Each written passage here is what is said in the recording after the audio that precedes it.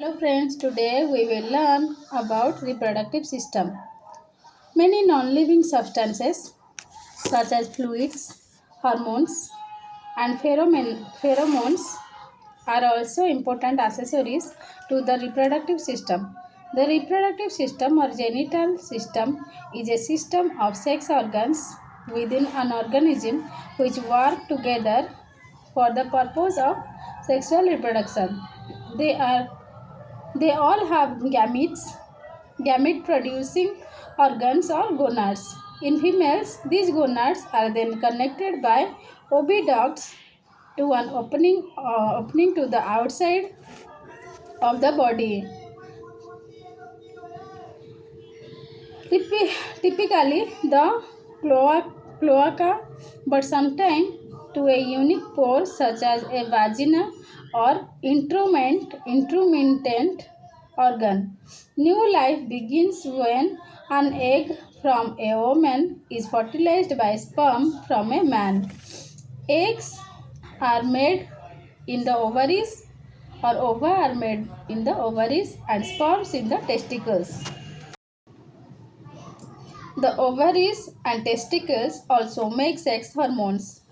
Common problems of reproductive system include infertility, sexually transmissible infections, endometriosis, fibroids, painful periods, impotence, and prostate problems. Provided all organs are present, normally constructed, and functioning properly, the essential features of human reproduction are first is liberation of an ovum or egg at the specific time in the reproductive cycle. Second is internal fertilization of the ovum by spermatozoa or sperm cells. Third point is transport of the fertilized ovum to the uterus or womb. Implementation of the blastocyst, the early embryo developed from the fertilized ovum in the wall of the uterus. Fifth point is formation of a placenta and maintenance of the unborn child. Let's know about female reproductive system anatomy. First is vagina, a muscle canal, around 7.5 centimeter long that extends from the neck of the womb to the genitals or vulva. It is connect the cervix of the uterus to the exterior of the body. It is located inferior to the uterus and posterior to the urinary bladder. The vagina functions as the receptacle for the penis during sexual intercourse and carries sperm to the uterus and fallopian tubes. The hymen covers the opening of the vagina. It is a thin piece of tissue that has one or more holes in it. The cervix of the vagina, the cervix is the narrow entryway in between the vagina and uterus. The cervix is flexible so it can expand to let a baby pass through during childbirth. Now let's know about uterus or womb, a muscular organ shaped like an upside down pear. Its lining is called the endometrium. It is located posterior and superior to the urinary bladder, connected to the two fallopian tubes on its superior end and to the vagina on its inferior end. The uterus is also known as the womb, as it surrounds and supports the developing fetus during pregnancy. The inner lining of the uterus, known as endometrium, provides support to the embryo during early development. The visceral muscle of the uterus contracts during childbirth to push the fetus through the birth canal. Now come to fallopian tubes or uterine.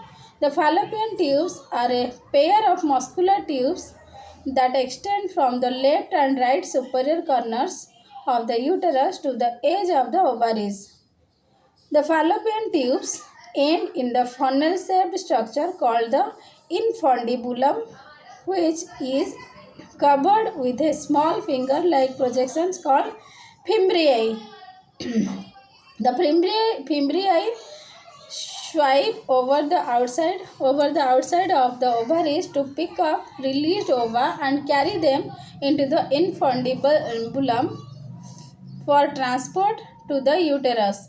The inside of each fallopian tube is covered in cilia that work with the smooth muscle of the tube to carry the ovum to the uterus. Let's know about ovaries. Two small almond-shaped glands that contain ova and sex hormones are also made by the ovaries, located on the left and right side of the pelvic body cavity lateral to the superior portion of the uterus. They are produce female sex hormones such as estrogen and progesterone as well as ova, commonly called eggs, the female gametes.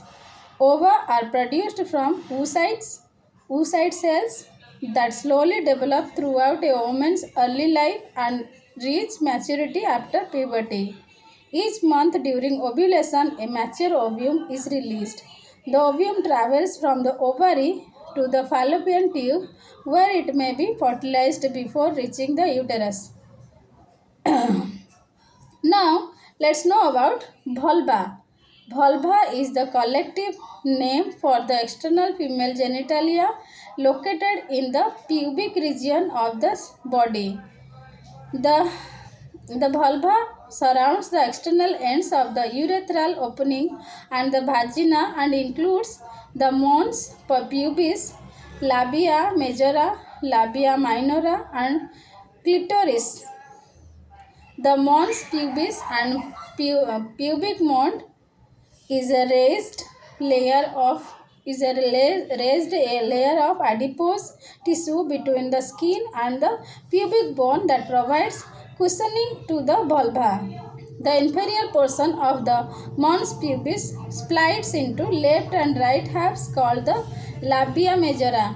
The mons pubis and labia majora are covered with pubic hairs inside the labia majora are smaller hairless folds of skin called the labia minora that surround the vagina and urethral openings. On the superior end of the labia minora is a small mass of erectile tissue called as known as clitoris that contains many nerve endings for sensing sexual pleasure.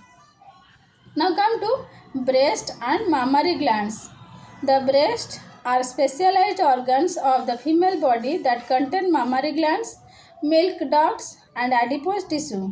The two breasts are located on the left and right side of the thoracic region of the body.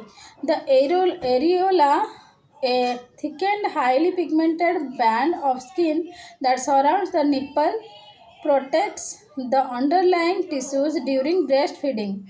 The mammary glands are the organs that produce milk for the sustenance of a baby. These exocrine glands are enlarged and modified sweat glands. Mammary glands are a specific type of sudoriferous glands that have been modified to produce milk to feed infants. Within each breast, 15 to 20 clusters of mammary glands become active during pregnancy and remain active until milk is no longer needed. The milk passes through the milk ducts on its way to the nipple, where it exits the body. Now, let's know about female reproductive system physiology. The reproductive cycle. Let's know about the reproductive cycle. The female reproductive cycle is the process of producing an ovum and reading the uterus to receive a fertilized ovum to begin pregnancy. If an ovum is produced but not fertilized and implanted in the uterine wall, the reproductive cycle resets itself through menstruation. The entire reproductive cycle takes about 28 days on average, but may be as short as 24 days or as long as 36 days for some women. The general term female reproductive cycle encompasses the ovarian and uterine cycles, the hormonal changes that regulate them, and the related cyclical changes in the ovary and cervix. Ovary cycle. Let's know about ovary cycle. The ovarian cycle is a series of events in the ovaries that occur during and after the maturation of an oocyte. It consists of many phases. Let's know about the phases. First is follicular phase. That means pre-ovulatory phase. An ovary is made up of an outer cortex and an inner medulla. There are many follicles in the cortex, and each one contains an immature egg called an oocyte.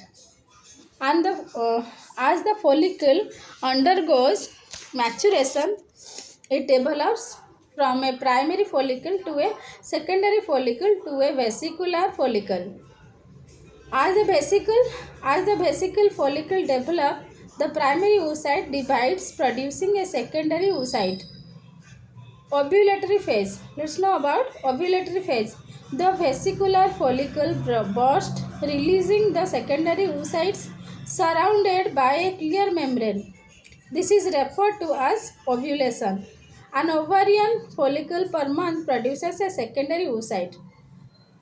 Now let's know about luteal phase or post-ovulatory phase. Once a follicle has lost its egg, it develops into a corpus luteum, a gland-like structure. If pregnancy does not occur, the corpus luteum begins to degenerate after 10 days. Hormonal control of ovarian cycle.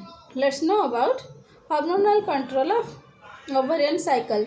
These events called the ovarian cycle are under the control of gonadotropic hormone, that is FSH and LH, follicular stimulating hormone and luteinizing hormone.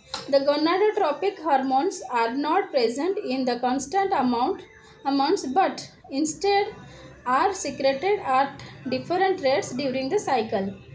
During the first half or follicular phase of the ovarian cycle, FSH, follicular stimulating hormone, promotes the development of the follicle in the ovary, which secretes estrogen and some progesterone.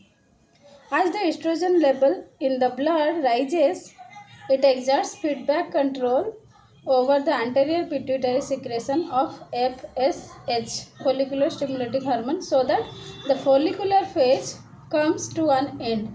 Presumably, the high level of estrogen in the blood also causes a sudden secretion of a large amount of GnRH from the hypothalamus.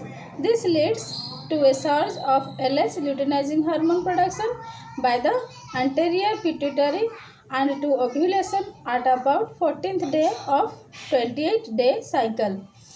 Now let's know about uterine cycle. The uterine cycle is a concurrent series of changes in the endometrium of the uterus to prepare it for the arrival of a fertilized ovum that will develop there until birth. If fertilization does not occur, ovarian hormones wane, which causes the stratum functionalis of the endometrium to slug off. 28-day uterine cycles are divided into four into phases. Let's know about the phases. Menstrual phase. During days 1 to 5, a low level of female sex hormone in the body causes the endometrium to disintegrate and its blood vessels to rupture. One day of one of the cycle, a flow of blood and tissues known as means passes out of the vagina during menstruation, also called the menstrual period. Now let's know about proliferative phase. The proliferative phase is the time between the end of menstruation and ovulation. During days 6 to 13, increased production of estrogen by a new ovarian follicle in the ovary causes the endometrium to thicken and to become vascular and glandular.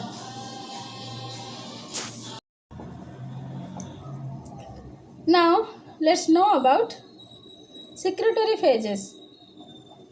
During days 15 to 28, increased production of progesterone by the corpus luteum in the ovary causes the endometrium of the uterus to double or triple in thickness and uterine glands to mature, producing a thick mucoid secretion. This is called the secretory phase of the uterine cycle. If fertilization and implantation do occur, the corpus luteum is maintained by the HCG, which takes the job of pituitary luteinizing hormone after fertilization. The corpus luteum and later the placenta secrete progesterone and estrogen to support pregnancy and breast development for the lactation.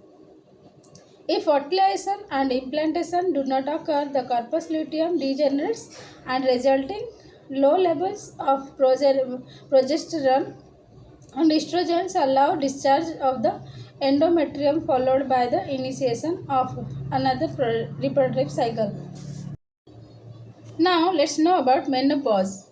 Menopause, the period in a woman's life during which the ovarian and uterine cycle ceases, is likely to occur between ages 45 to 45 and 55. The ovaries are no longer responsive to the gonadotropic hormones produced by the anterior pituitary, and the ovaries no longer secrete estrogen or progesterone.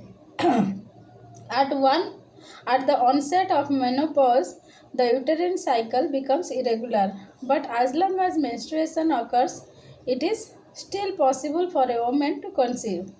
Therefore, a woman is usually not considered to have completed menopause until there has been no menstruation for a year. Let's know about oogenesis and follicular development. The formation of female gametes or eggs in the ovaries is termed oogenesis. In contrast to spermatogenesis, which begins in males, or puberty, oogenesis begins in females before they are even born. During early fetal development, primordial germ cells migrate from the yolk sac to the ovaries. These germ cells differentiate within the ovaries into oogonia. Oogonia are diploid stem cells that divide mitotically to produce millions of germ cells. Even before birth, most of the egg cells, these germ cells, even before birth, most of these germ cells degenerate in a process known as atresia. A few, however, develop into large cells called primary oocytes that enter prophase 1 of meiosis 1 during fetal development but not complete that phase until after puberty. During this arrested stage of development, each primary oocyte is surrounded by a single layer of follicle cycles, such as oocyte together with its surrounding follicle cells is called a primordial follicle. Follicle cells are connected to each other and to the oocyte by gap junctions. Before birth, a small proportion of primordial follicles begin to grow to become developing follicles. This oocyte has acquired a thick zona pellucida and is surrounded by several layers of follicle cells and a basal lamina which isolate the oocyte from the other cells in the ovary. After puberty, about once each month, hormones, a follicular stimulating hormone and luteinizing hormone triggers ovulation. The dominant primary oocyte completes meiosis 1 to produce first small polar body and a large secondary oocyte, the precursor of the egg. The resulting secondary oocyte arrests at metaphase 2. The follicle rapidly enlarges and ruptures at the surface of the ovary, releasing the secondary oocyte, still surrounded by a cell of granulosa cells. The released oocyte is triggered to complete meiosis 2 only if a sperm fertilizes it within a day or so. The large secondary oocyte again divides asymmetrically to produce the mature egg and a second small polar body. Both of the polar bodies are small and they eventually degenerate. Now let's know about fertilization. Once the mature ovum is released from ovary, the fimbriae catch the egg and direct it down the fallopian tube to the uterus. It takes about a week for the ovum to travel to the uterus. If sperm are able to reach and penetrate the ovum becomes a fertilized zygote containing a full complement of DNA. After a 2-week period of rapid cell division known as germinal period of development, the zygote forms an embryo. The embryo will then implant itself into the uterine wall and develop there during pregnancy. Now let's know about the menstrual cycle. Hormones secreted by the ovaries and a small gland in the brain called the pituitary gland control the menstrual cycle. The average menstrual cycle is around 28 days. After a period, rising levels of the hormone estrogen help to thicken the lining of womb. At mid-cycle, an egg is released from one of the ovaries. If the egg is fertilized on its journey down the fallopian tube, it lodges in the womb lining. If the egg is unfertilized, falling levels of the hormone progesterone make the womb lining come away. This is called a period or menstruation. The cycle then repeats. Let's know about pregnancy. If the ovum is fertilized by a sperm cell, the fertilized embryo will implant itself into the endometrium and begin to form an amniotic cavity, umbilical cord and placenta. For the first 8 weeks, the embryo will develop almost all the tissues and organs present in the adult before entering the fetal period of development during weeks 9 through 38. During the fetal period, the fetus grows larger and more complex until it is ready to be born. Lactation. Lactation is the production and release of milk to feed an infant. The production of milk begins prior to birth under the control of hormone prolactin.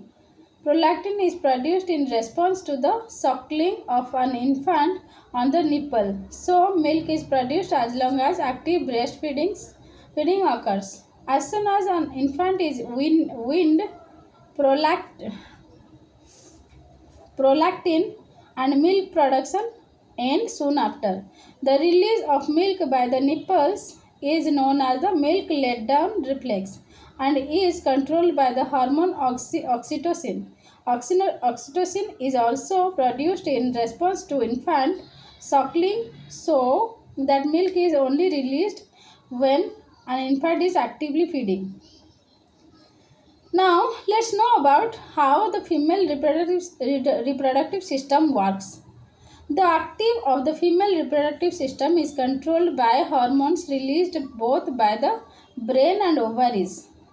The length of the reproductive cycle is usually between 24 to 35 days. Traditionally, the first day of bleeding is known as the day of the reproductive cycle.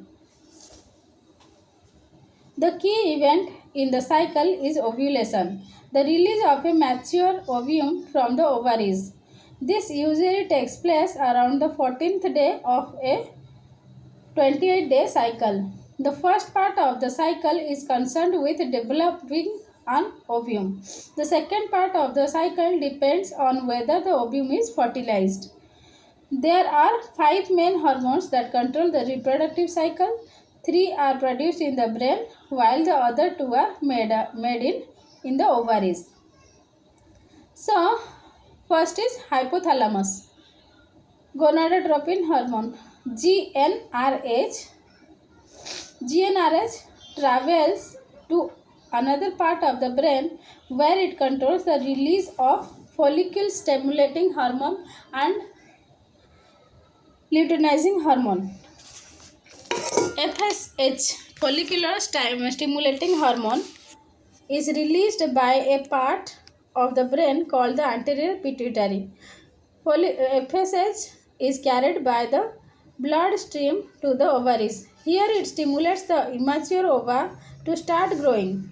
Luteinizing hormone is also released by the anterior pituitary and travels to the ovaries. Luteinizing hormone triggers ovulation and uh, encourages the formation of a special group of cells called the corpus luteum. Now come to estrogen. Estrogen is produced by the growing ova and by the corpus luteum. In moderate amounts, estrogen helps to control the levels of GnRH, FSH and LH. This helps to prevent the development of too many ova. Estrogen also helps to develop and maintain many of the female reproductive structures. Now come to progesterone. Progesterone is mainly released by the corpus luteum. It works with estrogen to prepare the lining of the uterus for the implantation of a fertilized ovum. It also helps to prepare the breast for releasing milk. High levels of progesterone control the levels of GnRH, FSH and LH. During the last few days of the cycle, around 20 small immature ova begin to develop in the ovaries. This continues throughout the menstrual cycle. FSH and LH encourage the growth of these ova. As they grow, the ova also start to release increasing amount of estrogen. The amount of estrogen produced reduces the amount of FSH released, follicular stimulating hormone released. This helps to prevent too many ova growing at the same time. Eventually, one ovum outgrows the rest. While this is happening in the ovaries, the estrogen produced also stimulates the repair of the lining of the uterus. The next stage in the cycle is the release of the mature ovum from the ovaries into the pelvis. By this point in the cycle, levels of estrogen are high. Previously, medium levels of estrogen reduced the amount of follicular stimulating hormone and luteinizing hormone released. Now, this high level of estrogen is the signal for more FSH and LH to be released. Let's know about female reproductive system problem. Fibroid, non-malignant tumors of the womb, infertility, inability to become pregnant, painful periods, premenstrual tension, STI, as bacteria or viruses acquired through sexual contact, some of which are cause cancer or infertility. Endometriosis, the presence and growth of functioning endometrial tissue in places other than the uterus. Now, let's know about male reproductive system. The male reproductive system includes the scrotum, testes, spermatic ducts, sex glands, and penis. These organs work together to form sperm, the male gamete, and the other components of the semen.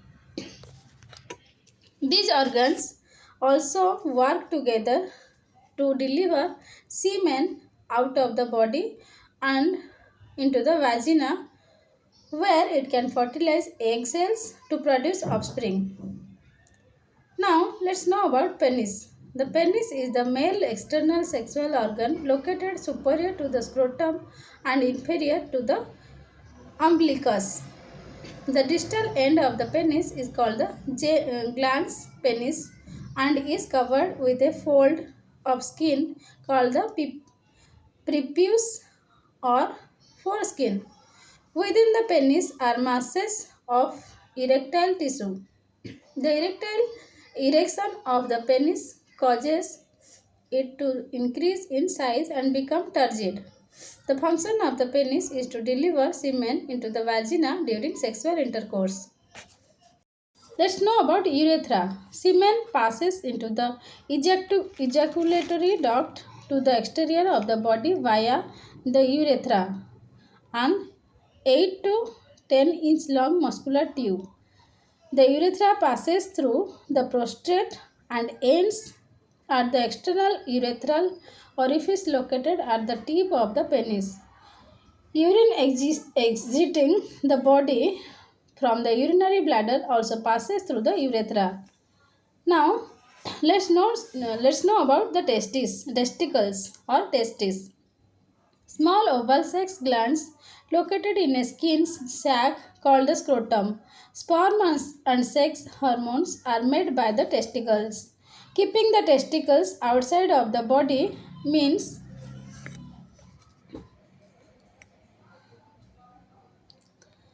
they have a lower temperature, which is important for sperm production. The testes are ellipsoid glandular organs around 1.5 to 2 inches long and an inch in diameter. Each testis is found inside its own pouch on one side of the scrotum and is connected to the abdomen by a spermatic cord and cremaster muscle. The cremaster muscle contract and relax along with the scrotum to regulate the temperature of the testis. The inside of the testis is divided into small compartments known as lobules. Each lobule contains a section of seminiferous tubule lined with epithelial cells. These epithelial cells contain many stem cells that divide and form sperm cells through the process of spermatogenesis. Now come to epididymis, a series of small tubes attached to the back of each testicles. The epididymis collects the stored sperm. The epididymis is made up of several feet of long, thin tubules that are tightly coiled into a small mass. Sperm produced in the testis moves into the epididymis to mature before being passed on through the male reproductive organs. The length of the epididymis delays the release of the sperm and allows them time to mature. Now come to vas deferens. The epididymis eventually becomes the vas deferens, a large tube that transports sperm to the urethra. Now come to Cowper's glands. It is also known as bulbourethral glands, are a pair of pea-sized exocrine glands located inferior to the prostate and anterior to the anus. The Cowper's glands secrete a thin alkaline fluid into the urethra that lubricates the urethra and neutralizes acid from urine remaining in the urethra after urination. This fluid enters the urethra during sexual arousal prior to ejaculation to prepare the urethra for the flow of semen. Let's know about prostate. The prostate is a walnut-sized exocrine gland that borders the inferior end of the urinary bladder and surrounds the urethra. The prostate produces a large portion of the fluid that make up semen. This fluid is milky white in color and contains enzymes, proteins, and other chemicals to support and protect sperm during ejaculation. The prostate also contains smooth muscle tissue that contain constrict to prevent the flow of urine or semen. Now come to seminal vesicles.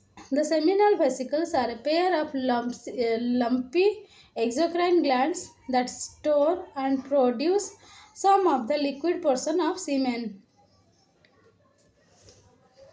The seminal vesicles are about 2 inches in length and located posterior to the urinary bladder and interior to the rectum.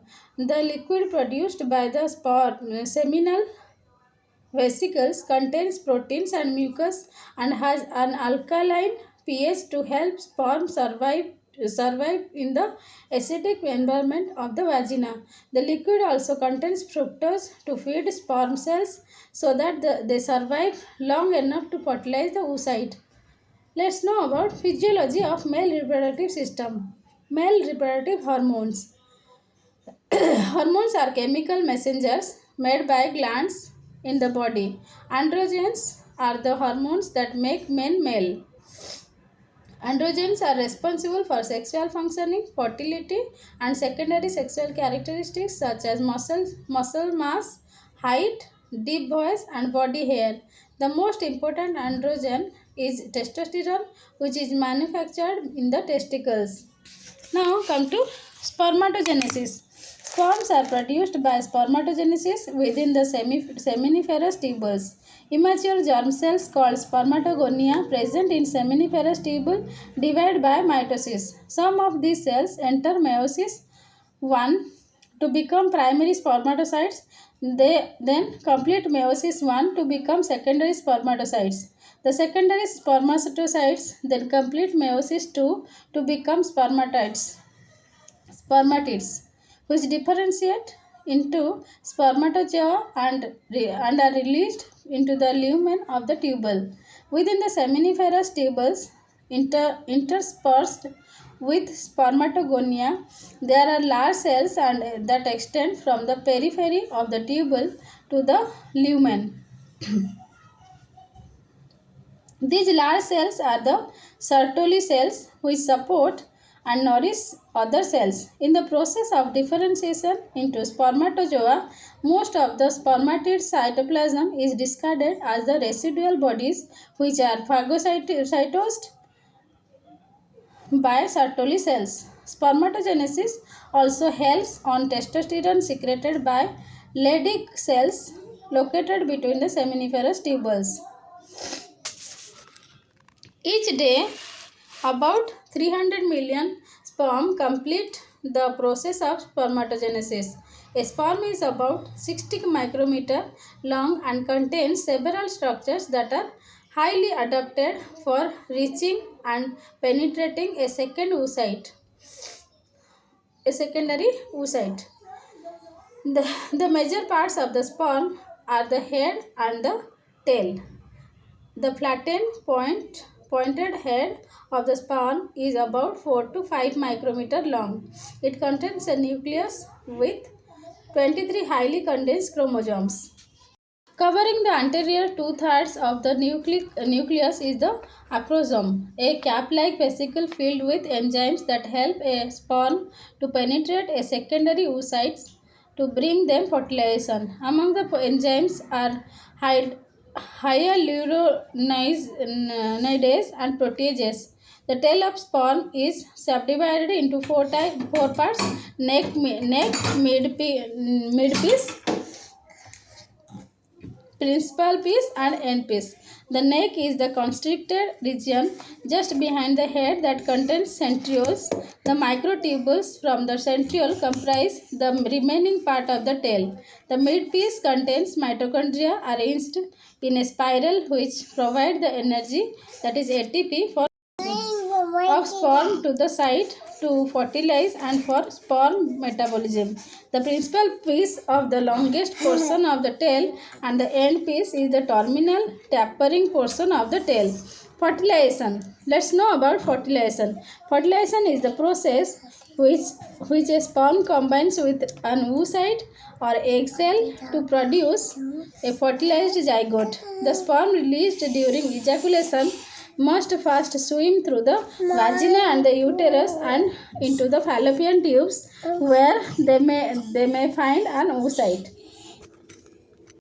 Sperm contain enzymes in the acrosome region of the head that allow them to penetrate these layers. After penetrating the interior of the oocyte, the nuclei of these haploid cells fuse to form a diploid cell known as zygote. After that, embryo formation will start. Now come to male reproductive system work. Let's know about how male reproductive system work. At the time of puberty, levels of certain hormones in the brain begin to increase. These changes cause an increase in the production and release of two hormones from the pituitary gland, luteinizing hormone and follicle stimulating hormone. Luteinizing hormone in the bloodstream causes cells in the testes to make and release testosterone, another hormone. Together, the two forms of testosterone help to develop and enlarge the penis and other male sex organs. FSH and testosterone work together to stimulate the testes to produce sperm. Each sperm cell takes between 65 to 75 days to form and around 300 million are produced every day. Inside the testis, sperm is made in structures called the seminiferous tubules. The vast difference carries sperm to the penis. To do this, the vast difference passes into the internal cavity of the body. Passing close to the bladder, the vast difference eventually enters the prostate gland where the tube becomes the urethra. The prostate gland makes a specialized fluid which is added to sperm during ejaculation. The seminal vesicles also add fluid to the sperm during ejaculation. The mixture of sperm fluid from the prostate and the fluid from seminal vesicle is called semen. About 60 to 70% of the volume of semen comes from the seminal vesicles. The urethra runs through the middle of the prostate. A number of changes occur inside the penis. The arteries supplying the penis expand, allowing more blood to enter its tissues. The increase in blood flow causes the penis to enlarge. The extra blood flow plus signals from the nervous system and chemical changes cause an erection. Ejaculation, that means the contraction that releases semen, is a reflex action, which means it is not consciously controlled. The volume of semen in a typical ejaculation is between 2.5 to 5 milliliter with more than 20 million sperm per ml. Now let's know about male reproductive system problems. Importance: a problem with getting or keeping an erection. Infertility: the inability to achieve a pregnancy in a fertile woman due to low sperm production, blockage or other factors. Prostate disease: benign prostate enlargement and prostate cancer. STIs: bacteria or virus acquired through sexual contact. Thank you.